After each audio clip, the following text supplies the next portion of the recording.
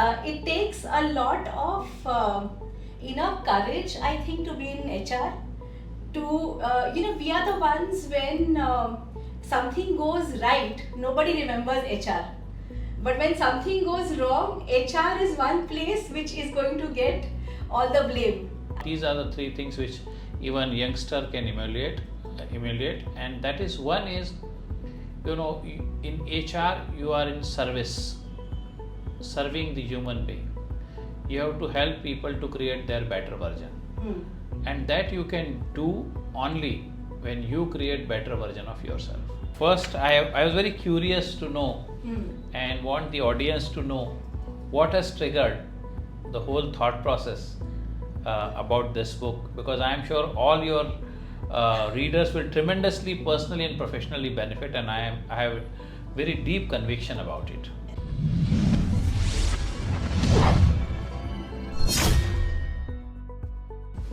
Hi, welcome to the E-volvement podcast. Today we have with us Alok Shivapurkar. Alok, thank you so much for coming. Pleasure. Alok is someone who has a very illustrious HR career, and guys, being from the HR fraternity myself, completely respect this. It takes a lot of inner courage, I think, to be in HR. We are the ones when something goes right, nobody remembers HR. But when something goes wrong, HR is one place which is going to get all the blame, I think. So what has been your experience in HR and about leadership? So first place, thank you very much for this invitation and creating this wonderful forum for us to talk. Fortunately, my experience in being in HR has been a little different.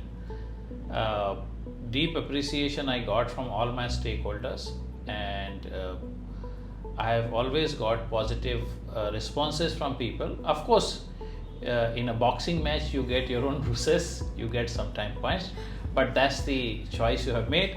So I'm enjoying it because the fun is in playing the game and not the outcome or end of the journey. So journey is on, and well-wishers like you continue to encourage me to pull this through. Alok, guys, has been with HDFC Asset Management as the HR head since 2006. Right. And he has really been someone who has, this is a huge giant like HDFC.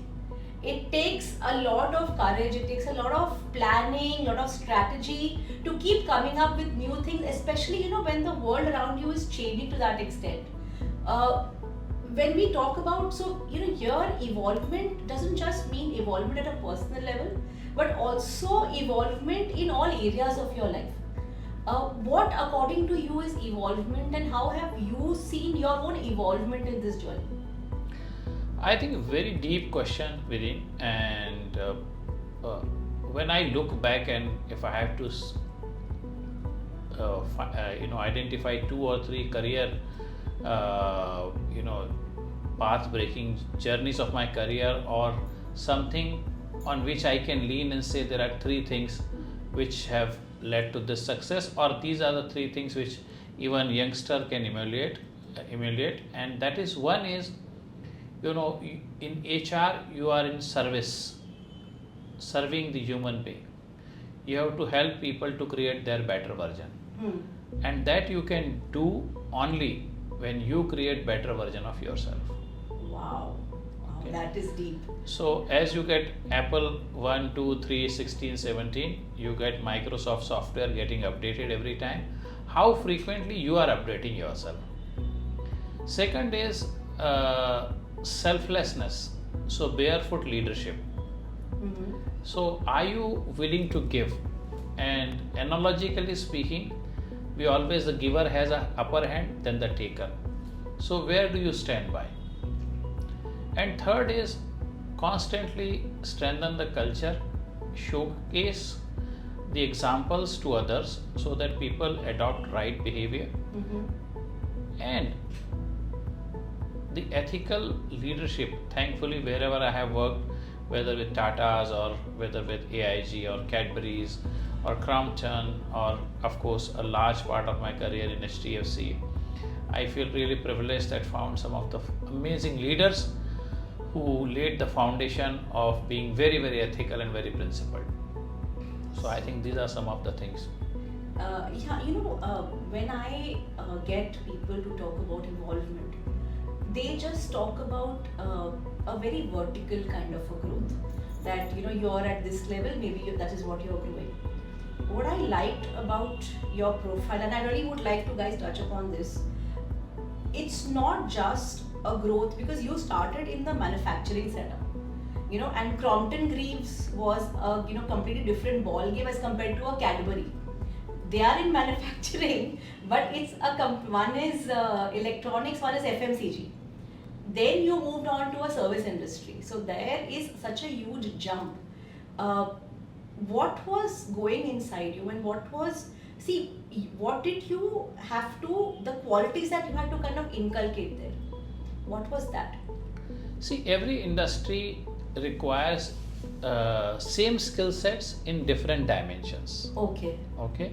For example, manufacturing, especially in the early 90s, was predominantly employee relations, unions, negotiations, collective bargaining. Okay, correct. When you come to food industry, it is all about the quality, purity.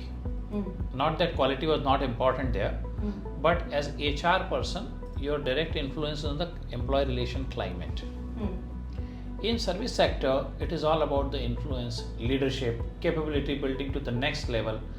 Because look, in financial service sector where I spend more time, of course a good time in IT also with AIG joint venture, but you are in a very high speed, high intensity world. You experience 2008 subprime crisis, you experience the COVID, then there are some other 9/11, and you have every new event. Today the geopolitical tension is impacting. So how do you build that capability and strength in your people so that they can hold their head high even when markets are corrected 60%, and they are able to face the customers? Because if you don't face customer in crisis times, in prosperity time they will never come back to you, because crisis builds stronger bond and prosperity enjoys them. Correct. When we grow together. Definitely. So Alok, guys, Alok was someone whom I had met in 2020. We were very privileged to be part of the same panel discussion, I guess, at Symbiosis Institute at Management. This was in Pune, at their Pune campus, and so accordingly, when I wanted someone to write the foreword for my book, I was actually looking at who are the HR leaders and somebody that who I respect, and Alok's name actually came up, and he was so gracious to write the foreword for my book, Evolvement. So Alok, how do you think this is important in the corporate culture that we actually have? So my book is not just meant for a personal level, but even for a professional level, and you were so gracious to tell me that I would like to come and grill you about your book. So I guess that is something that I really appreciated, and I said I actually look forward to that. The kind of respect that you have in the HR field, how do you think this is going to help others, and where do you think HR is also meant to go? See, people come to HR for different reasons. It is the internal brand image you create about yourself to various stakeholders. In the same organization, you can be seen somebody who will facilitate hiring, somebody who will facilitate your payroll, your attendance, your insurance and benefits, welfare. But these are all, I would say, the basis on which you interact. But the real high level interaction happens when you start influencing their career, their potential of earning, their potential of creating next level of financial and social wealth. Correct. So, for example, at HDFC, our vision is to be the most respected asset manager in the world and to be the wealth creator for every Indian. Now, you could have said you want to be the biggest asset manager in the world, but why most respected? Because it is a trust, and trust means people will believe in you, that you will go all out to manage their money as if you would manage your money. A cricketer comes, opens the inning, you expect him to score a century. Okay, you get bowled on the first ball. But when you feel bad, but you then take a call, okay, he tried his best, the bowler was better and smarter than him, so he lost his wicket. Maybe he'll make up by fielding well, maybe he'll catching the ball or something, or maybe bowling well. So at the end of the day, are you displaying those discretionary efforts to run the enterprise and manage your investors, stakeholders, expectations and money also, especially when I'm in money industry, in your industry, whatever you are doing in. So building that culture, building those capability, building those behaviors, building those competencies, guiding leaders. Look, leaders are also lonely at the top. They also come up with their own insecurities.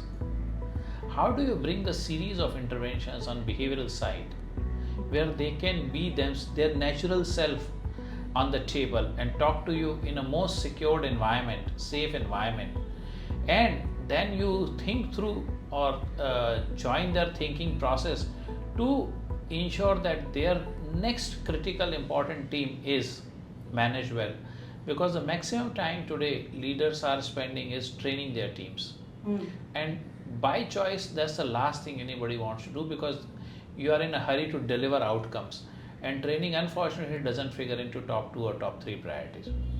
In such a case, how can we accelerate the journey of building the skill and capabilities? Because a job is delivered by skill and will. Okay, a leader has to carve out best of both the worlds, and therefore the things like culture, the programs to build skills, capabilities, behaviors, and allowing them to showcase that and create an environment where your employees feel it's safe to fail. Correct, totally correct. Yeah, they should not be scared. They should not be scared to say that, okay, I have made a mistake, or this is where I've gone wrong, and there is somebody there to correct that mistake. Right. It's when they start hiding it that that this has gone a very deep-rooted problem, and that is going to come out and affect you, and in a really larger way at somewhere down the line. Right. That is very, very important. Correct. So I think this is where HR can play a pivotal role. Now coming to your book, I had the privilege to read the first print. Thank you so much. And I thought that this touches various dimensions. As we progress in our conversation, we will touch deeper about this. Okay, I have this book, first print by printer and not the print by machine. And I had the privilege to go through this. So first I was very curious to know and want the audience to know what has triggered the whole thought process about this book, because I am sure all your readers will tremendously personally and professionally benefit, and I have very deep conviction about it. Right. So I think I was someone who was, I guess, pretty lost in life. From a very young age, I was someone who, very beautiful daughter. Mummy Daddy ने बोला कि ये करना है तो करना है. I never really thought for myself. And if you ask me, did I have a certain thought process in my mind of why I'm doing something or why I'm not doing something? That wasn't very clear to me.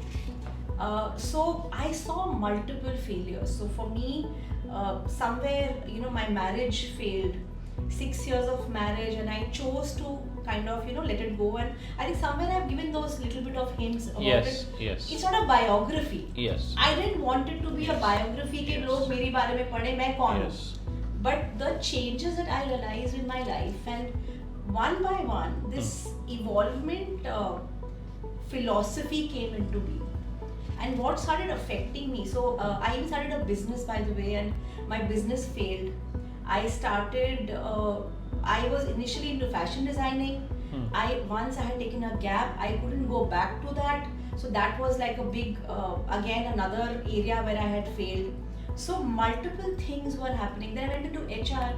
Even in HR, my initial few years I was struggling with life. I said, what am I doing? Why am I not able to grow? People were criticizing me. And somewhere, I think these areas started helping me.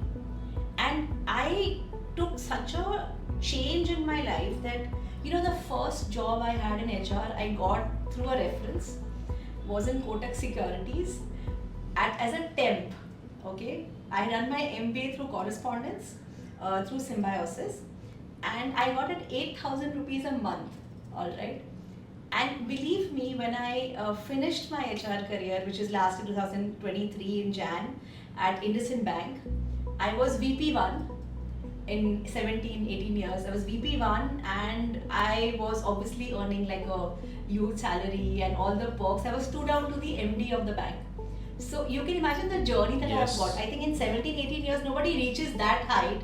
And for me, being a correspondence MBA, you know how important Yes. a full-time MBA Yes. is. Yes. So that's why I know evolvement works. It takes you definitely, it's like the fast track mode to getting a better personal life, a better professional life, Right.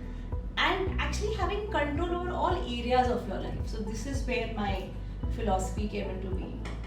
Very good. So this takes you to my next. So I'm just trying to pick some threads from your book so that people really find it useful and they appreciate what is this book all about, and they read it and personally and they'll professionally benefit from it.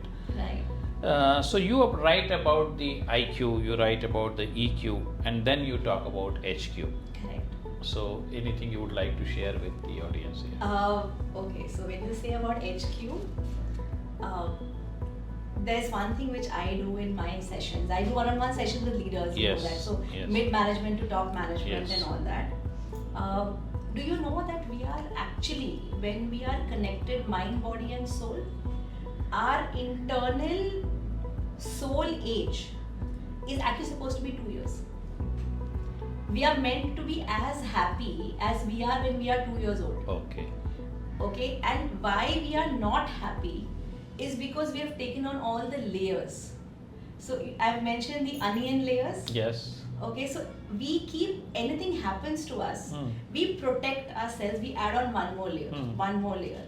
This distances ourselves to actually what we were as a soul. So, okay, for example, I'll just give you a very different kind of an example.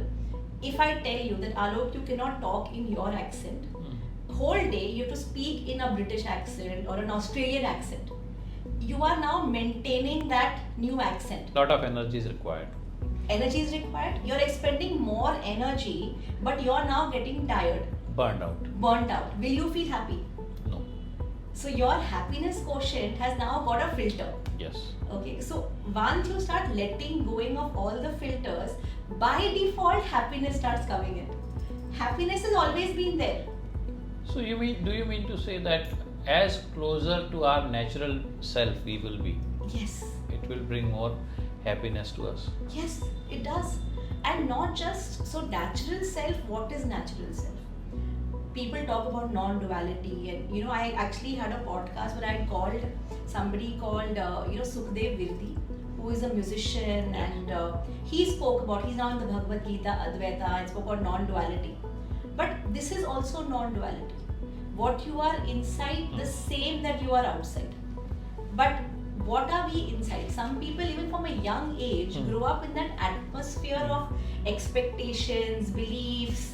They don't know what to believe anymore. And their vision of themselves is also very limited. So evolvement doesn't just say, okay, let go of the layers. it also says what are you meant to be, what do you want to achieve, what is the meaning of your life, what is the purpose of your life, and start looking big. So it's not, don't be contented with only surviving, start thriving and create that change in the world around you, and that also brings you happiness. So your highest self, by being your innermost self and your highest self is combined. And that's the joyful moment. That is the joyful moment. Right. Another thing I got very curious about is the LinkedIn survey you talked about, which I think is one of the early part of your book. Yes. So would you like to share some insights to the audience? This was so weird because when I did the survey, it was just to understand that did people have, financial constraint, Right. or they felt, or they felt that the office environment was not Right. good, or my job is not doing well. And just as a last afterthought, I just wrote too many burdens. That was never meant to be the main thing. I just had to add 4 lines, and I gave that option, and people chose too many burdens. That was the maximum thing, and I couldn't have expected that. And this is what I'm realizing, that the non-duality, where you are, kind of going through life with those expectations, with those, that burden that you're carrying. Like if I tell you, even talking in a certain accent in a day, Right. or that is a burden. So if you are not as a core what you are in and out, everything is a burden. Right. So can you imagine? 43%, or I think 1/3 of the audience, more than that, they all said that we are feeling burdened, and it's not a quantifiable term. Which is very, very It was big number. pretty shocking, yeah. And that's what I do with people, and I was like, and slowly, once you start removing the expectation that others have from them and their own self, they start feeling happy. They start feeling, oh, this is what I am, this is what I am meant to be, and happiness comes accordingly. That's part Very. of it, yeah.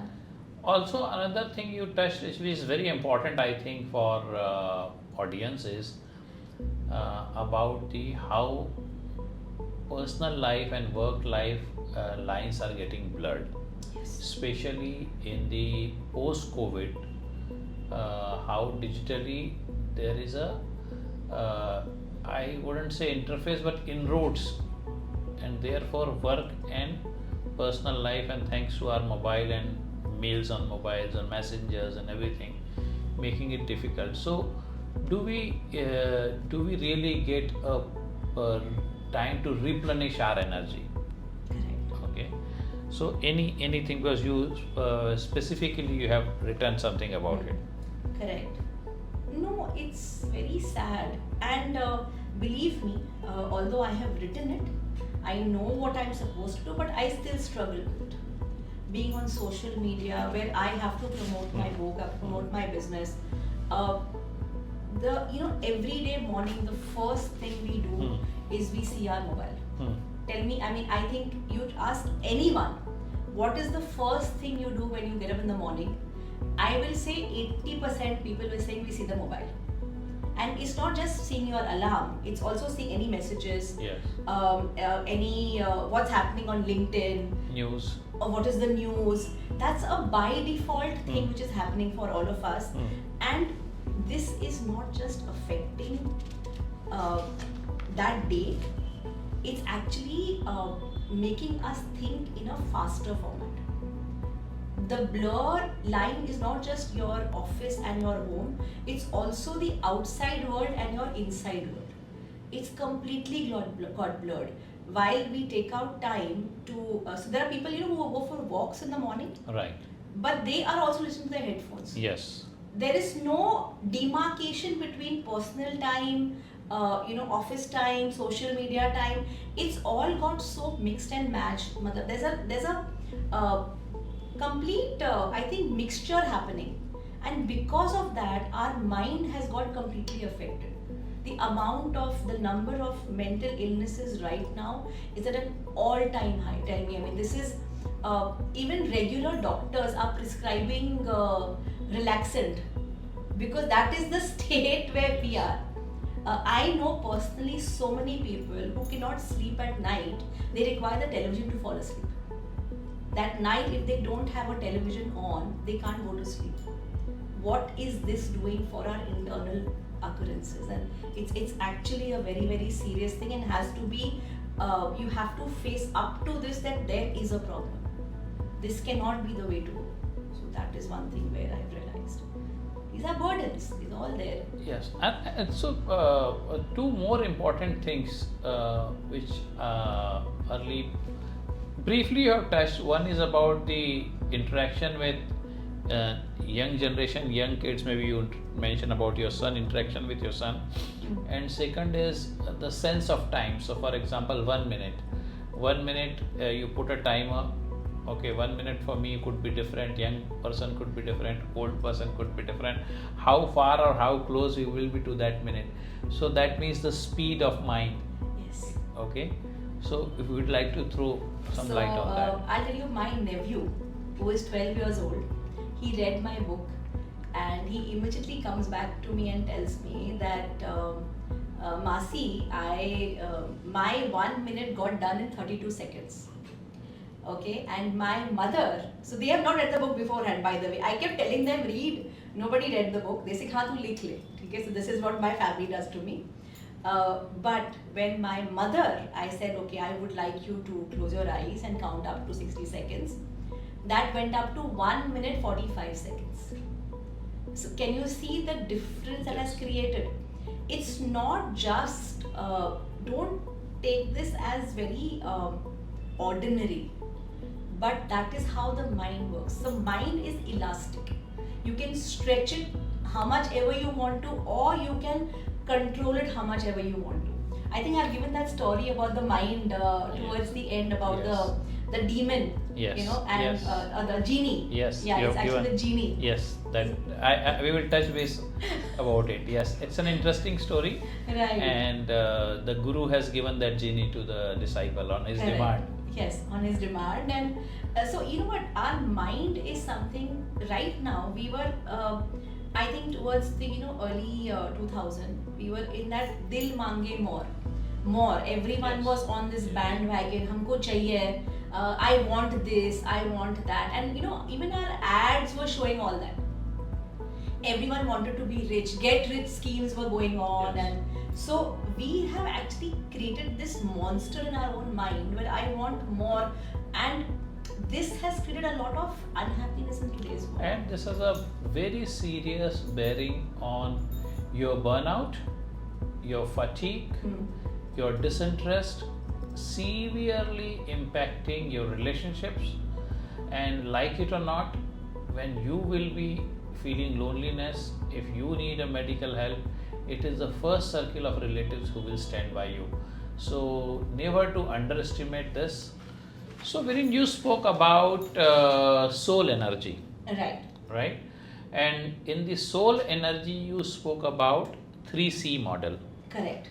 So I would request you to elaborate a bit about what is 3C all about, and then I will seek more clarification or ask supplementary questions, Right. that how corporate world or people in their personal life benefit from this model.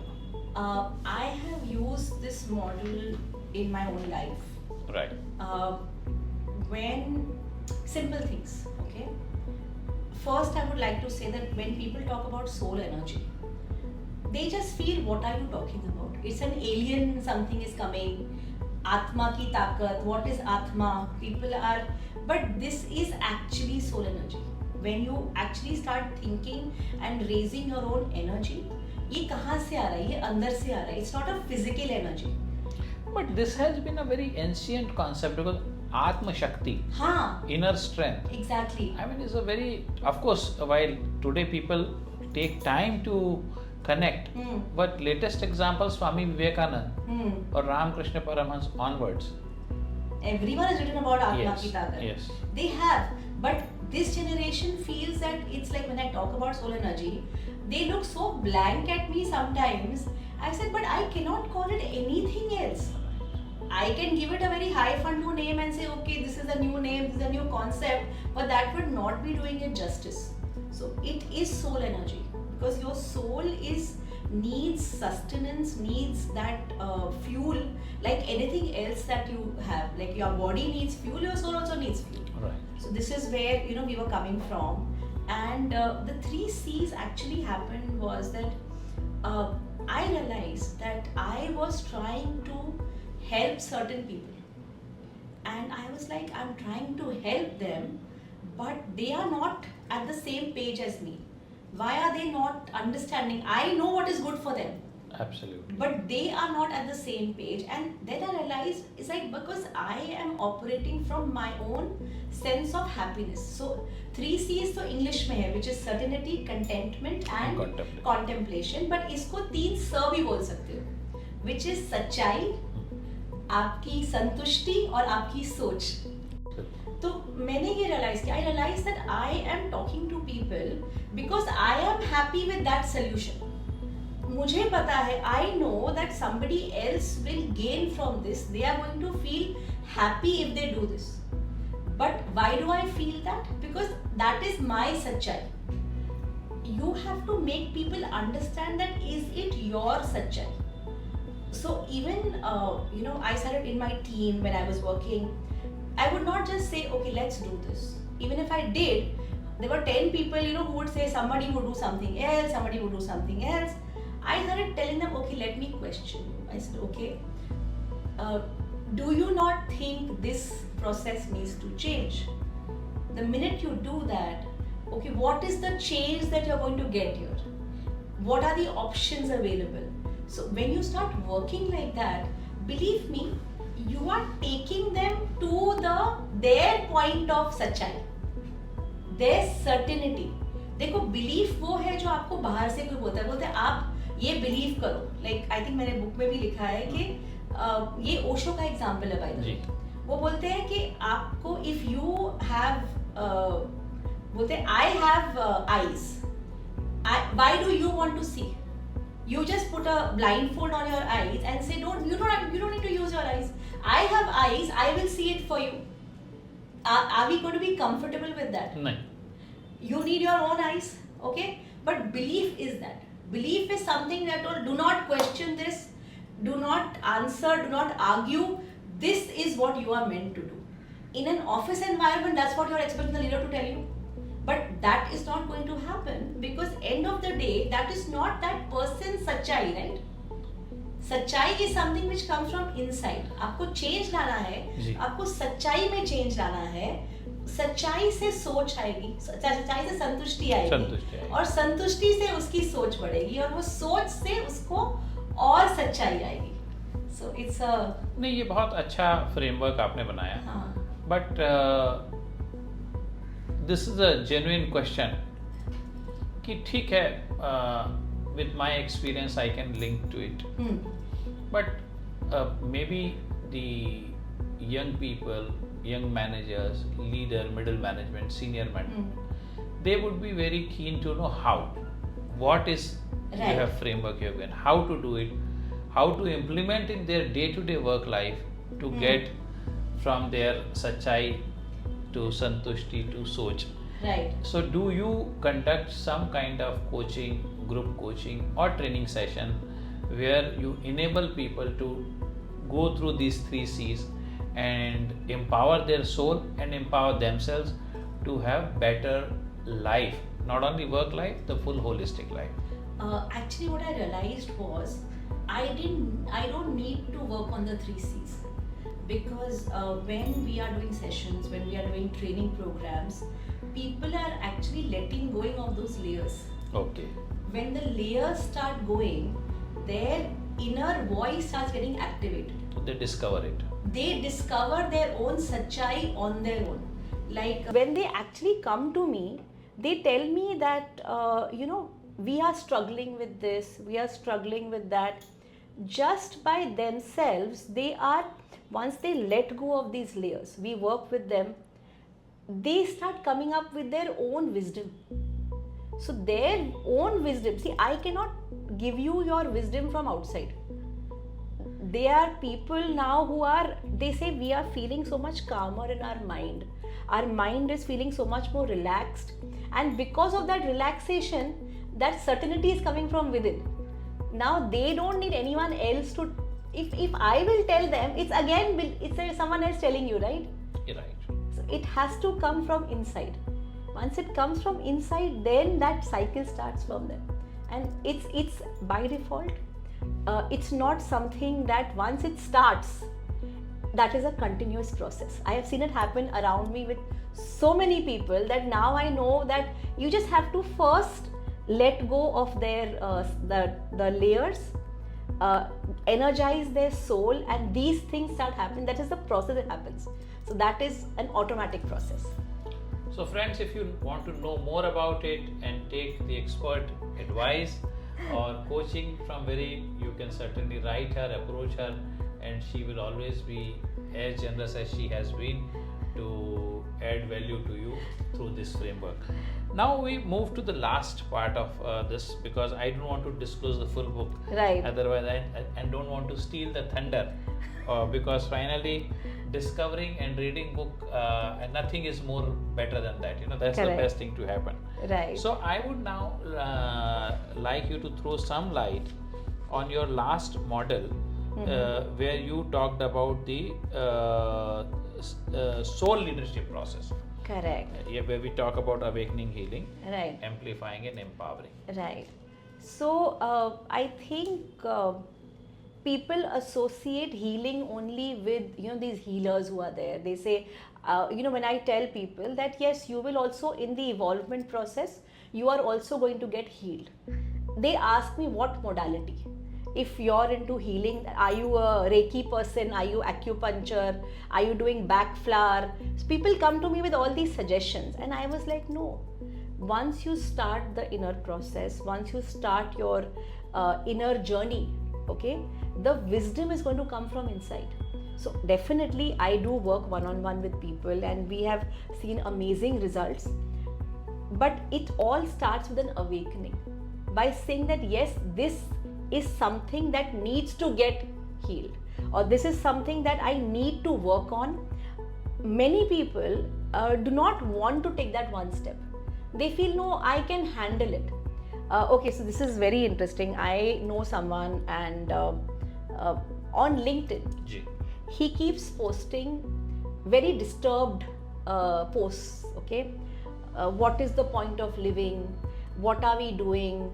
And he keeps posting those, and every day something which is really disturbing. I tried reaching out to him, and I said, can we talk? I didn't ask him anything. I said, just can we talk? And he puts a post on LinkedIn, and maybe I'm not the only one. So because I just gave him once, I sent him a message, and maybe there are others who are seeing his post and getting disturbed. All right.